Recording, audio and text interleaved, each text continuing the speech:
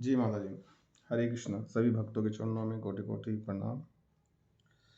ओम अज्ञानतिमिरान्धस्य ज्ञानाञ्जनशलाकया चक्षुरुन्मिलितं येन तस्मै श्रीगुरुवे नमः। श्रीचैतन्यमनोभीष्टं स्थापितं येन भूतले स्वयं रूपः कदा मह्यं ददाति सत्पथकान्तिकं।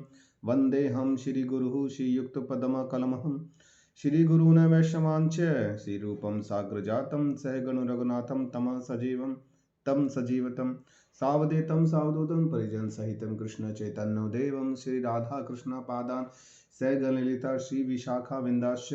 हे कृष्ण करुणा सिंधो दीनबंधो जगतपते गोपिश गोपिश कांत राधा कांत नमस्तुते। तप्त कांचन गौरांगी राधे वृंदावनेश्वरी वृषभानुसुते देवी प्रणमामि हरिप्रिये। वांछा कल्पतरुभ्यश्च कृपा सिंधुदेव च पतितानां पावनेभ्यो वैष्णवेभ्यो नमो नमः। जय श्री कृष्ण चैतन्य प्रभु नित्यानंद श्री अद्वैत गदाधर श्रीवासादि गौर भक्तवृंदा। हरे कृष्णा कृष्णा कृष्णा हरे हरे हरे राम राम राम हरे हरे। नमः ओम विष्णुपदाय कृष्ण पृष्ठाय भूतले श्रीमते भक्ति वेदांत स्वामी नामिने। नमस्ते सारस्वती देवी गौरवाणी प्रचारिणे निर्विशेष शून्यवादी पाश्चात्य देशितारिणे।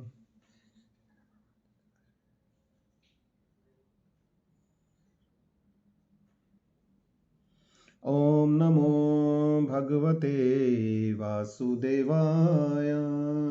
ओम नमो भगवते वासुदेवाय।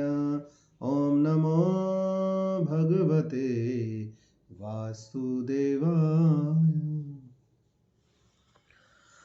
तो पेज संख्या है 96 यानी कि 96।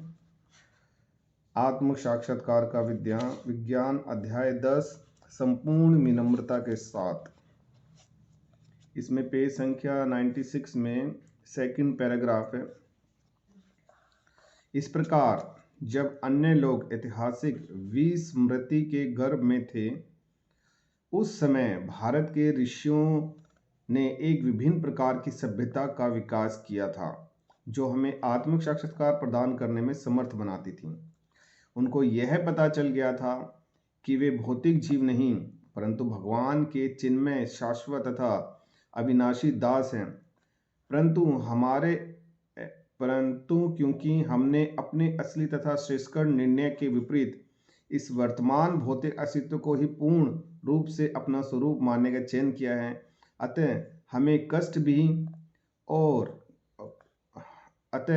कष्ट भी जो जन्म और मृत्यु के निर्दय नियम तथा उसके नियम के फलस्वरूप व्याधि व्यग्रताओं के अनुसार ही हैं, कई गुना बढ़ गए हैं। हरे कृष्णा। श्रील प्रभुपाद की जय। श्री प्रभुपाद जी यहाँ पर बता रहे हैं कि जब हम गर्भ में थे तो ऐसे ऐतिहासिक विस्मृति के गर्भ में थे। ऐतिहासिक विस्मृति का मतलब है, स्मृति का मतलब है कि हमें याद रखना, और विस्मृति का मतलब है भूल जाना। तो जब हम ऐसे वातावरण में थे कि हम लोग सब कुछ भूल गए थे, तो हमारे ऋषि मुनियों ने एक ऐसी सभ्यता, एक ऐसे कल्चर सनातन का विकास किया जो कि हमारे आत्म साक्षात को समर्थ बनाता था, हमें ये जानने में समर्थ करता था कि हम कौन है। सबसे बड़ा यही क्वेश्चन है कि हम हैं कौन।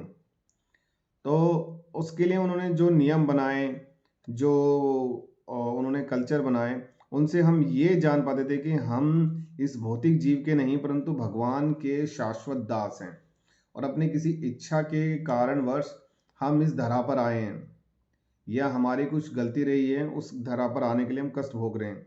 लेकिन अगर हम इस चीज से हटकर सिर्फ यही सोचें कि हम शरीर हैं, आत्मा नहीं, शरीर हैं, और हमारा भगवान से कुछ लेना देना नहीं है, भगवान है बस जो है एक प्रकृति है, मतलब हम भौतिकता के अनुसार अगर व्यवहार करें तो हमारे रूप में जो आजकल हम देख पा रहे हैं कि जितने भी हॉस्पिटल हम ओपन कर रहे हैं, खोल रहे हैं, उतने ही कम पड़ रहे हैं।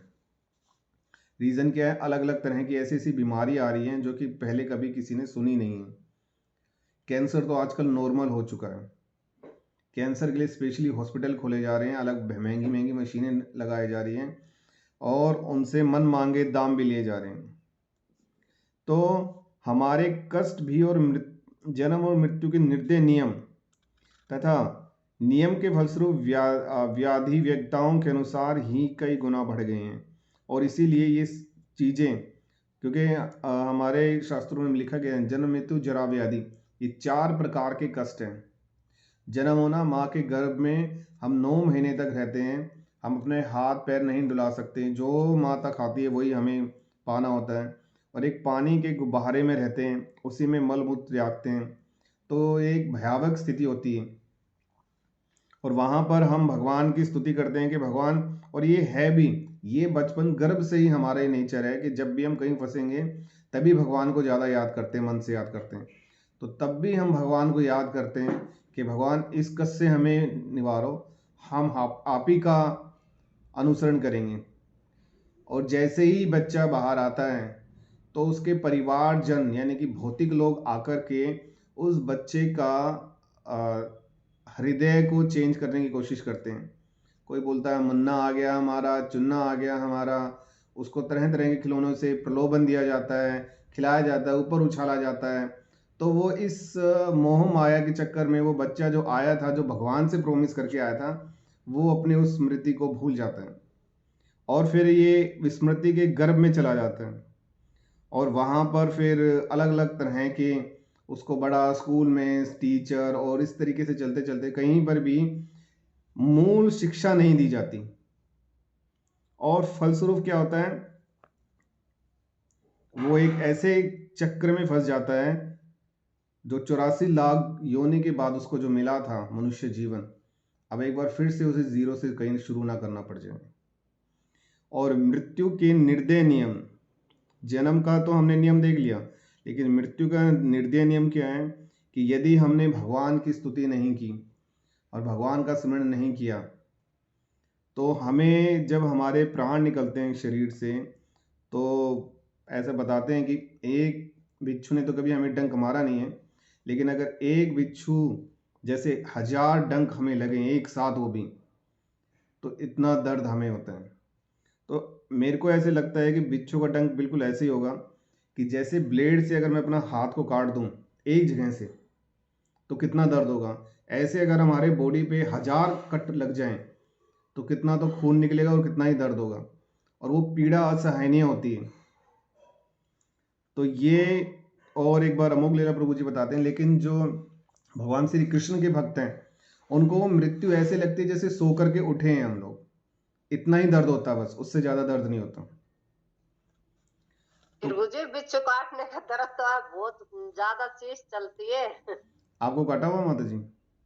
हाँ ना, मेरे को तो नहीं काटा, पर पता है, मेरे को बताते थे, पहले सुना था मेरे को, अगर ऐसी चीज चल रहा है बहुत तेज, 2.5 घंटा, ना 2.5 दिन, 2.5 दिन तक ढाई चलती है? लगेगा ना, 2.5 दिन तक तो बहुत ज्यादा, मतलब चीज लगती है कि डटा ही न जाए, जितना तो कटन पे भी ना लगती।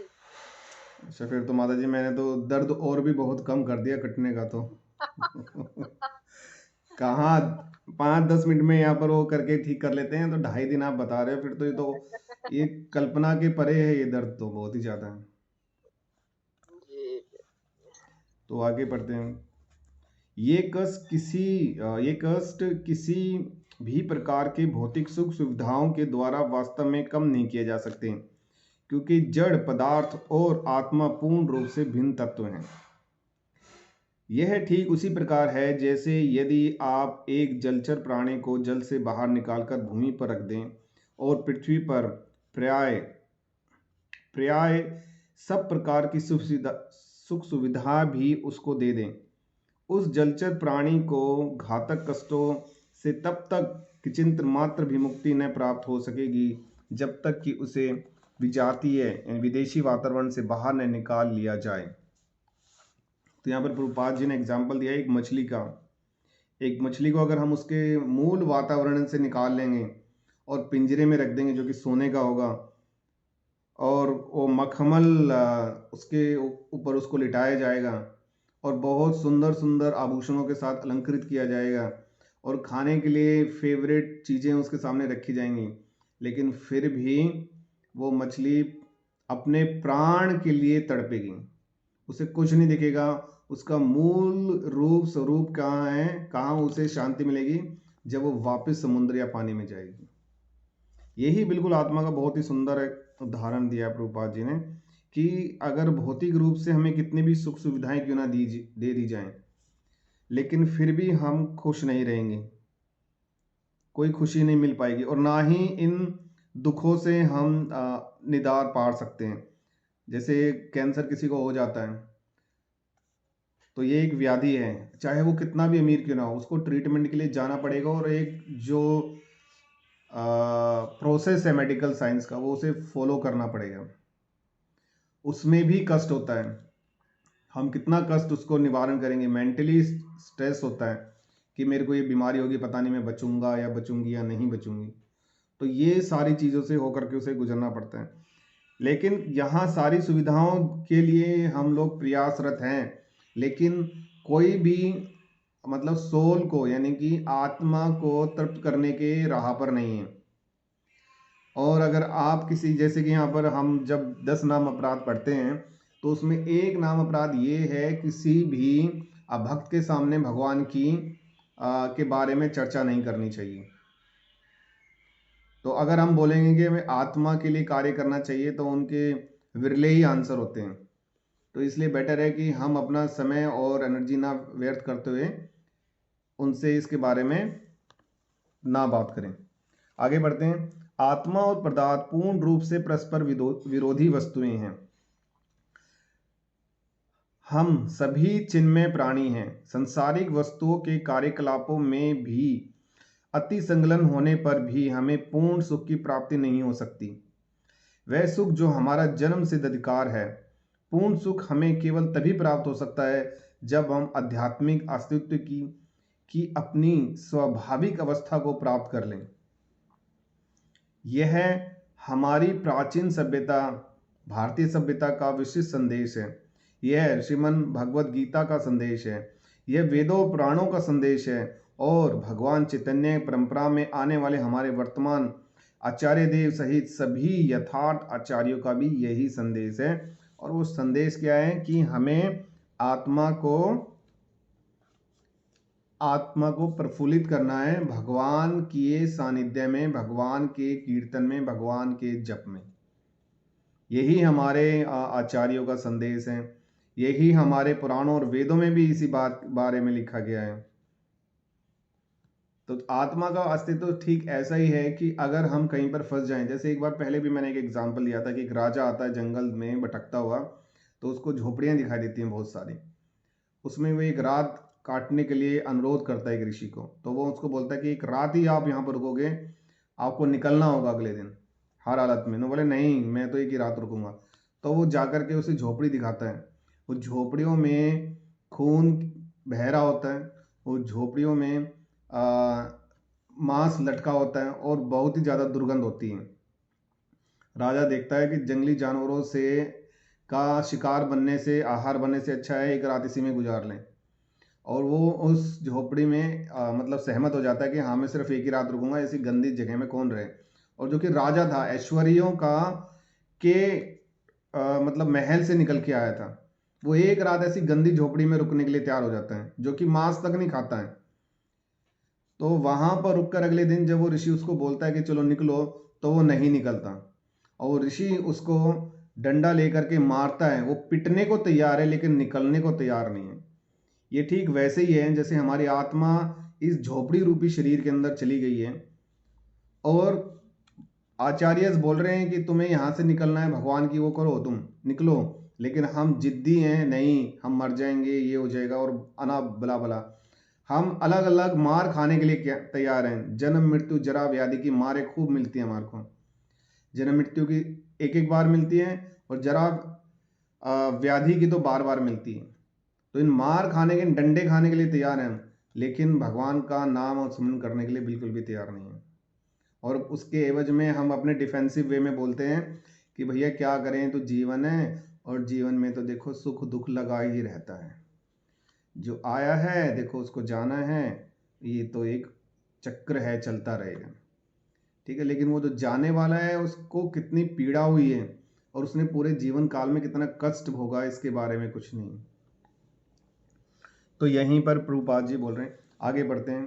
प्रभुपाद जी बोल रहे हैं कि सज्जनों, हम अपने आचार्य देव की ही कृपा के द्वारा यद्यपि अपूर्ण रूप से ही सही, देखो कितनी अच्छी बात बोली है प्रभुपाद जी ने, कि अपने आचार्य देव की कृपा से ही, फिर भी अपूर्ण रूप से ही सही है, मतलब हम परफेक्ट नहीं है, हम तो अनपरफेक्ट एकदम, उनके दिव्य संदेश को समझने में कुछ समर्थ हुए हैं, समथिंग कुछ ही समर्थ हुए हैं हम लोग। ये जो एक जो सेंटेंस है, ये कितना ही ज़्यादा सुंदर है। यहाँ पर प्रभुपाद जी के बारे में अपने बारे में ही बता रहे हैं कि कुछ भी नहीं, हम तो उनके सामने, अपने गुरु के सामने हम नथिंग, कुछ भी नहीं। हमें यह अवश्य स्वीकार करना चाहिए कि हमने यह निश्चय ही अनुभव कर लिया है कि हमारे आचार्य देव ओम विष्णुपाद परमहंस परिवार्याचार्य श्रीमद् भक्तिवेदांत सरस्वती गोस्वामी महाराज के पावन मुखारविंद से निकला गया दिव्य संदेश पीड़ित मानवता के लिए एक शांतिदायक वस्तु है। तो बता रहे हैं प्रभुपाद जी के उनके गुरु महाराज के द्वारा निकला गया दिव्य संदेश, यानी कि उनकी मुख की वाणी से निकला गया एक एक आदेश एक दिव्यता के साथ उन्होंने इसको बताया। तो इसका अर्थ ये है कि हमारे गुरु महाराज के द्वारा निकला गया एक एक दिव्य अर्थ, अगर आप उनका लेक्चर सुन रहे हो और कहीं पर भी आपको ये लग रहा है कि यार ये तो कहीं ना कहीं मुझसे रिलेट कर रहा है, तो वो दिव्य शब्द आपके लिए। अभी एक मैं क्लिप देख रहा था, महाराज की थी, हिज होलीनेस नाम मेरे को याद नहीं आ रहा, लेकिन वो साउथ अफ्रीका से हैं, बिल्कुल ब्लैक ही हैं, और उन्होंने बोला कि अक्सर मेरे से जो भक्त पूछते हैं वो ये पूछते हैं कि महाराज आप है ना उन लोगों से ज़्यादा घिरे रहते हो जो बहुत ज़्यादा मतलब नॉलेजेबल हैं, जो प्रीचिंग करते हैं, उन लोगों से घिरे रहते हो, हम लोग तो बहुत पीछे रह जाते हैं महाराज, आप तो हमें कुछ नहीं वो बताते। तो उन्होंने बताया है कि गुरु के द्वारा दिया गया आदेश अगर आपके हृदय को टच कर रहा है और ये रिलेशन लग रहा है कि आपको हाँ ये हो सकता है मेरे लिए हो, तो उसको पालन करना। आपको जरूरी नहीं कि मेरे से फिजिकली आप पास हो, आप वैसे भी मेरे पास ही आ जाओगे।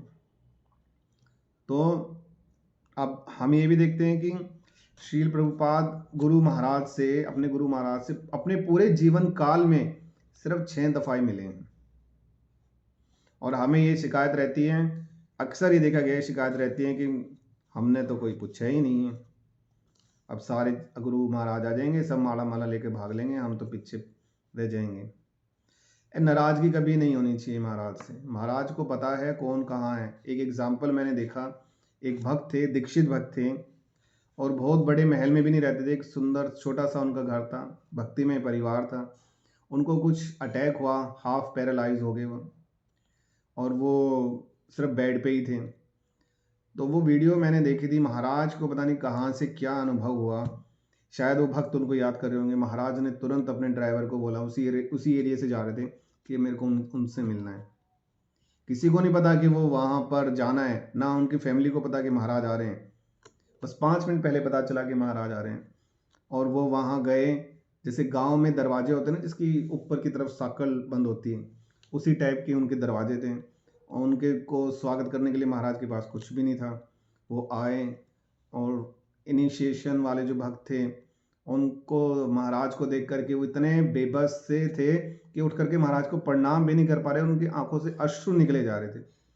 तो महाराज ने उनकी हृदय को समझ लिया, उनकी भावना को समझते हुए बोला कि तुम ठीक हो, कोई उठने की ज़रूरत नहीं है, बैठे रहो, और तुम लेटे लेटे भी चैंटिंग कर लिया करो। और उस समय उनके हाथ में चैंटिंग भी थी, ये नहीं थी कि महाराज अरे भागो, अरे चैंटिंग दो चैंटिंग दो चैंटिंग दो, बैग दो वरना महाराज क्या बोलेंगे, नहीं, उनके हाथ में ऑटोमेटिकली थी, बेड पर भी लेटे हुए थे।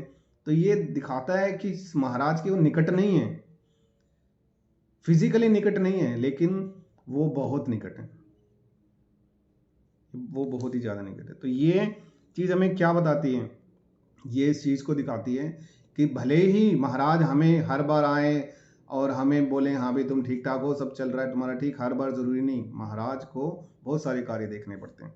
फिर भी ये बहुत ही मतलब आश्चर्य की बात है, पूरे वर्ल्ड में हर भक्त के कनेक्ट में है महाराज, चाहे वो रशिया हो, चाहे वो नेदरलैंड हो, चाहे अमेरिका हो, चाहे कनाडा हो, कहीं पर भी हो। तो आगे बढ़ते हैं। हम सबको धैर्यपूर्वक उनसे श्रवण करना चाहिए। यदि हम बिना किसी अनावश्यक विरोध के उस अप्रकृत शब्द ध्वनि का श्रवण करें तो श्री आचार्य देव निश्चय ही हम सब पर कृपा करेंगे। प्रभु जी, ये अप्रकृत्य शब्द ध्वनि क्या है?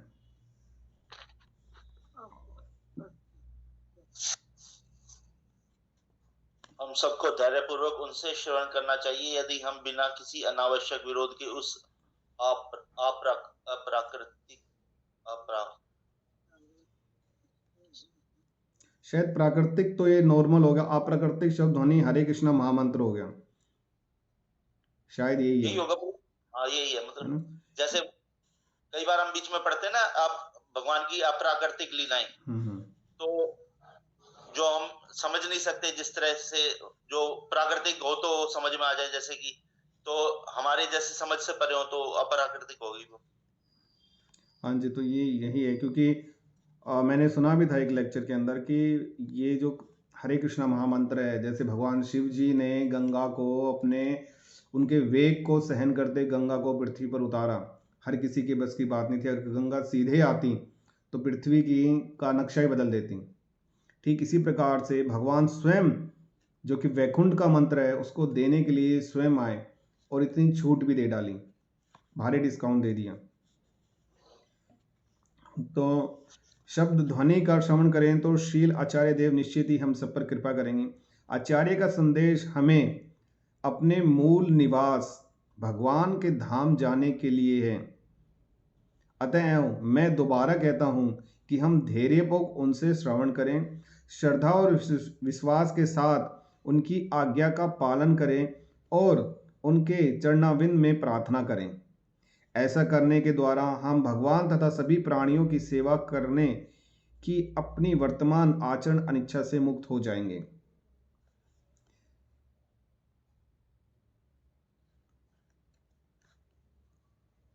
ये लास्ट वाली लाइन प्रभु जी मेरे को नहीं उसमें आई। ऐसा करने के द्वारा हम भगवान तथा सभी प्राणियों की सेवा करने की अपनी वर्तमान अकारण इच्छा से मुक्त हो जाएंगे। परिवार की सेवा में लगे रहते, इससे मुक्त हो जाएंगे, भगवान की सेवा में हो जाएंगे। कारण का मतलब तो प्रभु जी यही है कि जो मतलब अकारण अनिच्छा, मतलब जिसको जो हमें चाहिए नहीं है वस्तु, उसके पीछे हम बेफालतू में भाग रहे हैं, जैसे जो हमारे लिए लाभदायक नहीं है, जो इच्छाएं जो है ना, जो मतलब इन इच्छा से मुक्त हो जाएंगे हम, इच्छाओं से मुक्त हो जाएंगे। यहाँ पर दो है ना प्रभु जी, भगवान की और सभी प्राणियों की सेवा करने की इच्छा, अपनी वर्तमान कारण अनिच्छा से मुक्त हो जाएंगे। क्योंकि जो अनिच्छा है ना, जो भगवान और सभी प्राणियों की हम जो सेवा है उसको करना चाहिए, लेकिन जो उसको ना करने की जो हमारे अंदर अनिच्छा है, मतलब हम जिसको हम करना नहीं चाहते, वो वो उससे हम मुक्त हो जाएंगे। तो हम मतलब उसके उनकी सेवा और प्राणियों की सेवा करने के लिए, भगवान की सेवा करने के लिए हम उनके निकट जाएंगे। अकारण अनिच्छा मतलब जो बेफालतू की हम जो उनसे अनिच्छा कर रहे हैं, मतलब जो हमारे अंदर इच्छा ही नहीं है सेवा करने की, सेवा भाव नहीं हमारे अंदर, वो उससे हम दूर हो जाएंगे। हाँ जी प्रभु जी, थैंक यू सो मच माता जी एंड प्रभु जी। ये बिल्कुल ऐसे ही है कि हम लोग नहीं भगवान की कोई सेवा करते, ना ही सभी प्राणियों की सेवा में हम लिप्त रहते हैं। हम क्या देखते हैं? मेरा और मेरा परिवार, बस ये सुरक्षित रहे, इन्हीं की सेवा हो जाए, वही बहुत है। तो यहाँ पर प्रभुपाद जी दोबारा बोलते हैं कि हम धैर्य पर उनका श्रवण करें, यानी कि उनकी कही बातों को सुने, श्रद्धा और विश्वास के साथ उनकी आज्ञा का पालन करें और उनके चरणारविंद में प्रणाम करें।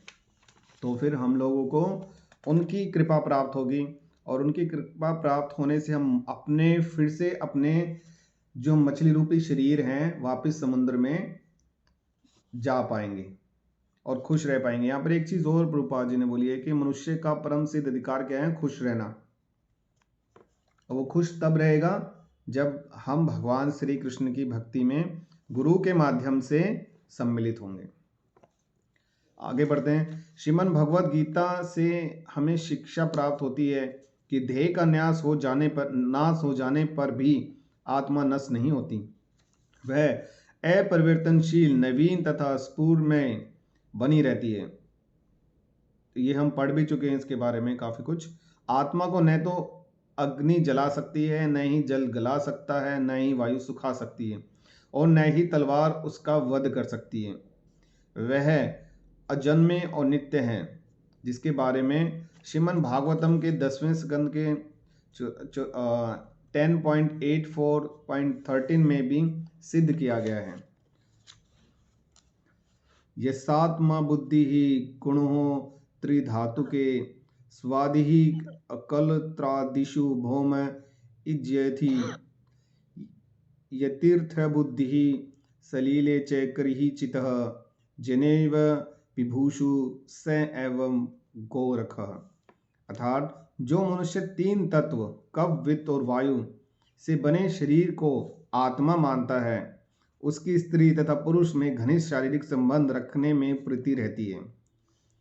जो अपनी जन्मभूमि को पूजने समझता है और जो तीर्थ स्थानों के जल में स्नान करता है, परंतु वास्तविक ज्ञान रखने वाले मनुष्य से लाभ नहीं उठाता, वह गो अथवा खर, गधे से श्रेष्ठ नहीं है। अर्थात जो शरीर को ही सब कुछ मानता है, शरीर को सब कुछ मानता है, लेकिन वो तीर्थ और भगवान की भी पूजा करता है, लेकिन यहाँ पर बताया गया है ऐसा मनुष्य से लाभ नहीं उठता, वह एक गो अथवा खर से श्रेष्ठ भी नहीं है। जैसे गधा होता है, उस गधे को मारो तो वो चलता रहेगा, काम करवाओ चलता रहेगा, ठीक है। उस पर बेइंतहा बोझ डाल दो और फिर भी कुछ नहीं, प्रतिकार नहीं करेगा और वो दौड़ता रहेगा और वो मार भी खाता रहेगा, माया की मार भी खाएगा, माया के दिए गए वजन को भी उठाता चला जाएगा और बढ़ता चला जाएगा, लेकिन भगवान के सानिध्य को नहीं वो मानेगा, वो नहीं मानेगा बिल्कुल भी। तो मनुष्य भी इसी प्रकार से है, उसे पता है या उसे बताया जाता है, उसको पता होता है कि ये करना मेरे लिए हितकर है, लेकिन फिर भी वो ऐसा कार्य नहीं करता। वो अपनी इंद्रियों, देखो इंद्रियों को कंट्रोल करता है मन, बुद्धि और हमारा अहंकार। ये 3 चीजें इंद्रियों को सबसे ज्यादा कंट्रोल करती हैं। तो अगर हम इन 3 चीजों पे कंट्रोल कर लिया, मन को, बुद्धि को और अहंकार को, तो हम इंद्रियों को भी कंट्रोल कर सकते हैं। गीता में जैसे कि माता जी ने भी बताया था कल की कक्षा में, कि अर्जुन खुद बोलता है कि मन को कंट्रोल करना मतलब वायु को कंट्रोल करने से भी ज्यादा मुश्किल है। मैं वायु को तो एक बार कंट्रोल कर लूंगा, लेकिन मन को कंट्रोल नहीं कर पाऊंगा। तो मन को हमें धीरे धीरे इस चीज की प्रैक्टिस करवानी है और भगवान के ही सानिध्य में करना है। तो मन बड़ा है ना, चालाक है, आपको बोलेगा कि भैया ये काम कर लो, बहुत हितकर है, मजा आएगा, मेरा मन बोल रहा है कि हम ये करें, और वो हम करेंगे जिसमें हमारा नुकसान भी है। अगर हम वो करते हैं तो कुछ ही टाइम बाद अगर कुछ गड़बड़ हो जाती तो मन बोलता है यार है ना, थोड़ा दिमाग लगाना चाहिए था तुम्हें, ये कर दिया, मैंने बोला और तुम चल दिए, तुम्हारे में अकल नहीं है जरा सी भी। मतलब चिट भी मेरी पट भी मेरी, और खुद हमें फंसवा करके दूर खड़ा रहेगा। तो मन को कंट्रोल करना बहुत मुश्किल है, लेकिन भगवान की सेवा में, गुरु के सानिध्य में इसको कंट्रोल किया जा सकता है।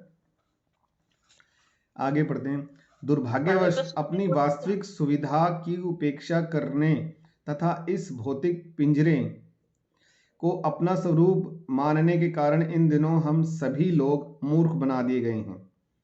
और मूर्ख कैसे बना दिए गए हैं कि ये इसको सोने का पिंजरा बना दिया गया है। हम देखते हैं आजकल जगह जगह पर ब्यूटी पार्लर और सैलून खुले हुए हैं, जो इस शरीर को चमकाने में लगे हुए हैं, और इस शरीर को चमकाने के लिए उनको हम लक्ष्मी भी देते हैं। जो भगवान की सेवा में लगनी चाहिए वो लक्ष्मी हम अपने इस शरीर को चमकाने के लिए देते हैं। भगवान के मंदिर को चमकाने के लिए जो लक्ष्मी लगनी चाहिए वो इस शरीर को चमकाने के लिए दिए जाते हैं। हमने अपनी संपूर्ण शक्तियां और भौतिक पिंजरे की निरर्थक देखभाल में केंद्रित कर रखी है, और पिंजरे के भीतर कैद रहने वाली आत्मा की पूर्ण रूप से उपेक्षा कर दी गई है।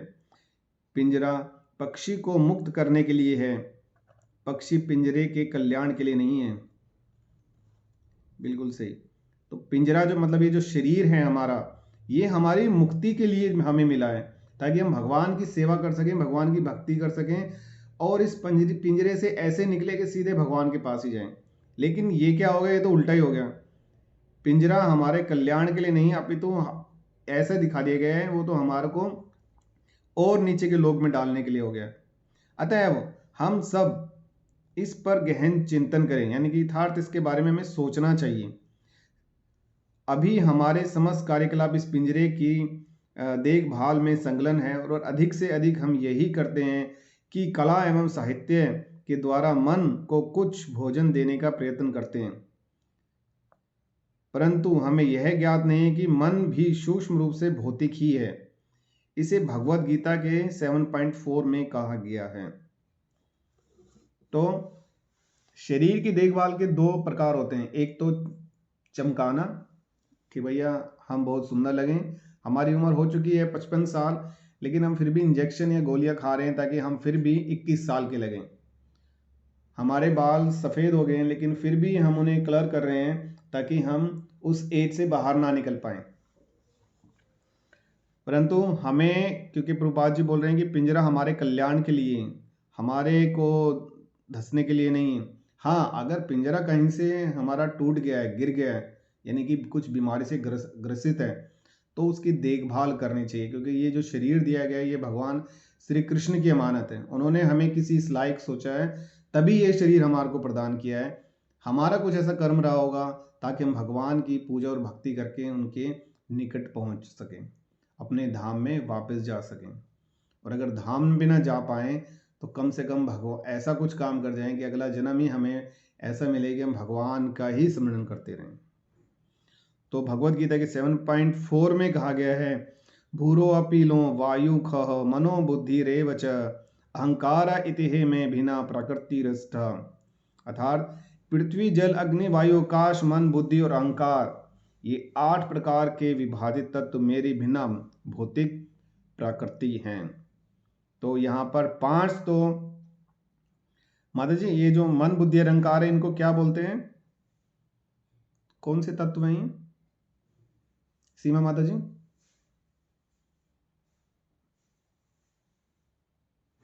नहीं पता प्रभु जी, हरकेश माता जी।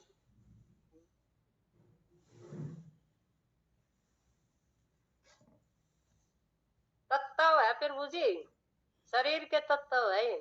और पृथ्वी जल अग्नि वायु आकाश, हाँ तत्व है, तत्व बोलते हैं इनको माता जी। इनमें ये इनको ना 2 भागों में विभाजित किया गया है। पृथ्वी जल अग्नि वायु आकाश को एक में रखा है और मन बुद्धि अहंकार अलग है। हाँ, ये बोलते ये 8 हैं। हो गए ना, 3 5 ये है, 3 ये। हाँ 8 हो गए।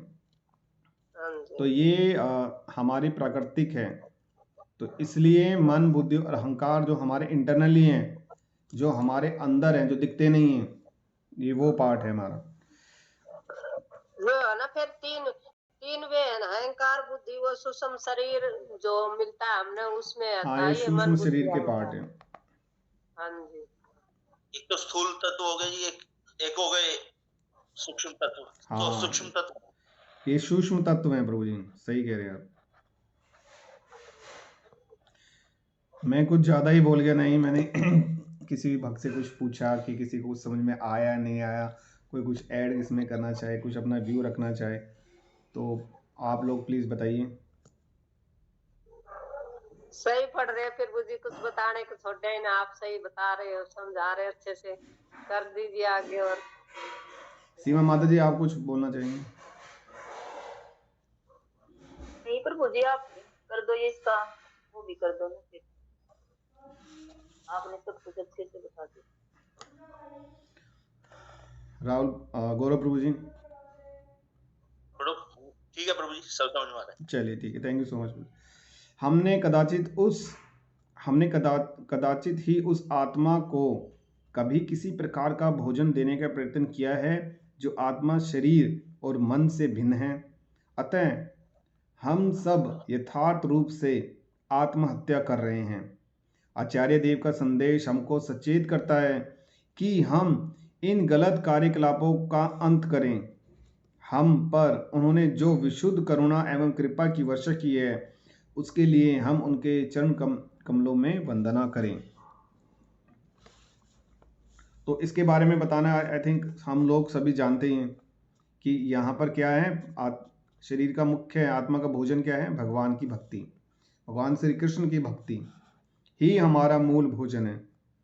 तो हम लोगों ने इसकी क्या कर रखा है, अतः हम सब रूप आत्महत्या कर रहे हैं। क्या सिर्फ शरीर को देख रहे हैं और आत्मा को नहीं देख रहे हैं। यहाँ पर जैसे कि सूक्ष्म तत्व के बारे में प्रभु जी ने बताया, मन बुद्धि अहंकार, वो आत्मा को 3 रूप से ऐसे घेर के रखे हुए हैं। बीच में आत्मा है और मन बुद्धि और अहंकार पूरी तरह से उसको बीच में रखा हुआ आत्मा को। अब जब ये बीच में आत्मा है, अगर भगवान श्री कृष्ण का उन्हें भोजन मिलता है तो ये तीनों चीज़ें साइड में होती चली जाती हैं, तो आत्मा हमारी सामने आ जाती है। और जैसे ही हमारी आत्मा हमारे सामने आएगी, हमारा क्या होना शुरू हो जाएगा, हमारा उद्धार होना शुरू हो जाएगा उसी समय। क्योंकि ये तीनों ही सबसे ज़्यादा गड़बड़ करते हैं। ये तीनों ही इन पांचों को भी कंट्रोल करते हैं, हमारी पांचों इंद्रियों को कंट्रोल करते हैं। आगे देखते हैं। माता जी आप बता देना मेरे को कहाँ तक करना है। और कर लो फिर मुझे, अभी टाइम रह रहा है। ठीक है माता जी। सज्जनों, एक पल के लिए भी यह विचार मत कीजिए कि मेरे गुरुदेव आधुनिक सभ्यता पर पूर्ण अंकुश लगा देना चाहते हैं। यह असंभव चमत्कार है, परंतु घटिया सौदे का सर्वोच्च उपयोग करने की कला की शिक्षा हम श्रील आचार्य देव से प्राप्त कर सकते हैं। घटिया सौदे की, साथ ही हम मानव जीवन के महत्व को भी समझें, जो यथार्थ चेतना के चरम विकास के योग्य है। इस विरले मनुष्य जीवन में सर्वोत्तम उपयोग की वस्तु उपयोग की उपेक्षा नहीं की जानी चाहिए। यहाँ पर जो श्रील प्रभुपाद जी बोल रहे हैं कि हमें ये नहीं सोचना चाहिए कि हमारे जो गुरुदेव हैं, वो जो अभी आधुनिक सभ्यता यानी कि भौतिकता जो चल रही है उस पर उसको रोक देना चाह रहे हैं। लेकिन ये जो घटिया सौदा क्या है, भौतिकता में लिप्त रहना घटिया सौदा है। तो घटिया सौदे का उपयोग हम कैसे कर सकते हैं, यानी कि भौतिक जीवन में रहते हुए हम उसको कैसे सबसे ज्यादा यूटिलाइज कर सकते हैं, कैसे हम भक्ति कर सकते हैं, इसका उपयोग करने की कला हमें आचार्य देव से प्राप्त करनी चाहिए। हम मानव जीवन के महत्व को भी हमें समझना चाहिए कि ये बड़े ही मुश्किल से मिला है। और कई बार हमें सुन सुन के हमारे शायद ये भी लग जाता होगा, कान पक जाते होंगे, अरे भैया पता चल गया भाई मानव जीवन मिल गया है, भक्ति करनी है, कर रहे हैं हम लोग, कर रहे हैं। तो ये भी आ जाना क्या है, ये मन बुद्धि अहंकार का, ये मन बोल रहा है हमारा, कह रहे यार बहुत हो गया, इसने तो ना जो पका दिया बिल्कुल ही, मन बुद्धि अहंकार कर करके ना ये तो मार डालेंगे। अरे भैया कर रहे हैं, हम भक्ति कर रहे हैं, लेकिन ये जो आ रहे हैं ना, कर रहे हैं, कोई एहसान नहीं कर रहे हैं हम लोग। कल का एक कोटेशन था गुरु महाराज का, उन्होंने बोला भक्ति को में मजा कब है, जब उसमें उत्साह हो। उत्साह कभी नहीं मरना चाहिए। ये उत्साह मारने के लिए ये मन ऐसे ऐसे बोलता है, बार बार वही चीज, ये बोलेगा ऐसा, लेकिन हमें उसको वही सुनाना ले, बार बार तो यही खा, बार बार तो यही सुन, बार बार तो यही सुन।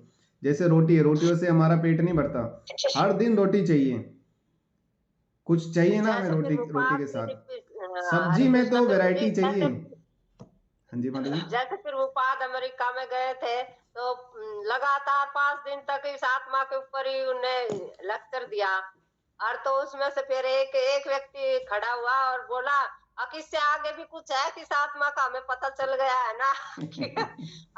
आपको पता ही नहीं चला, इसलिए तो मैं बता रहा हूँ, आप कुछ नहीं जानते आत्मा के बारे में।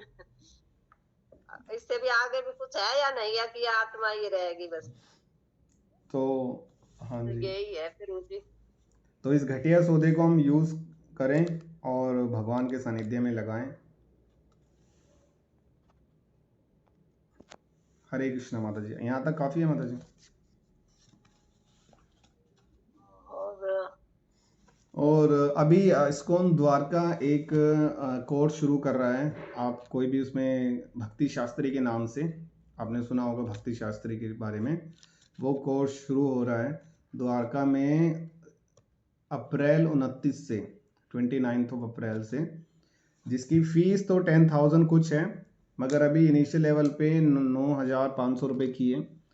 और उसमें कई उपनिषद वगैरह कवर किए जाएंगे, 4 पुस्तकें हैं जिनको कवर करेंगे।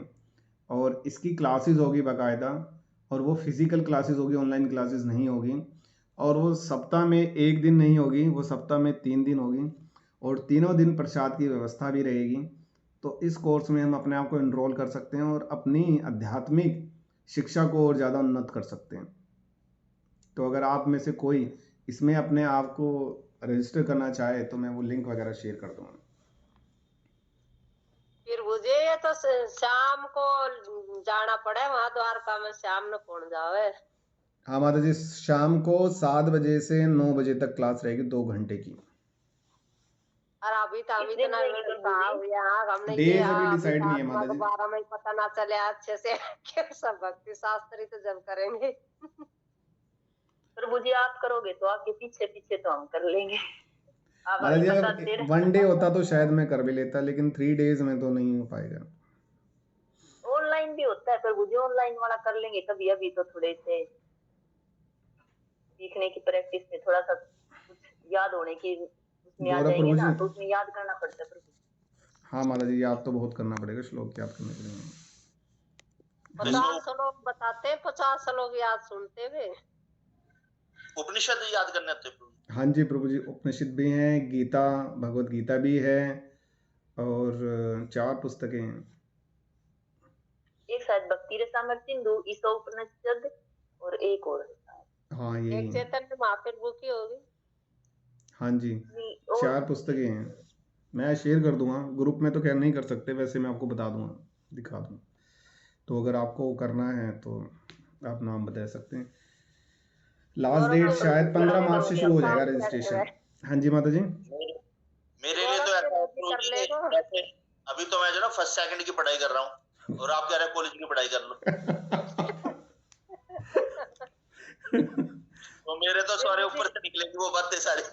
नहीं वहाँ पर अच्छे तो पहले हमने बता दिया, हम भी समझ लिया फिर अपने। और प्रभु जी जो है मजाक कर रहे हैं हमारे हम सबसे जो है। अरे नहीं प्रभु जी, नहीं प्रभु जी, इस बात सत्य है। पढ़ाई है ना वो हमारी है ना, एक समनी ललिता माता जी करती है और आदि लीला माता जी भी अभी करी, उनको तो करने की जरूरत नहीं, लेकिन है ना उसमें है ना उसको इतना अच्छा ज्ञान है, वो इतनी अच्छी क्लास देती है, बहुत अच्छी, उसमें जो है ना बिल्कुल डिटेल में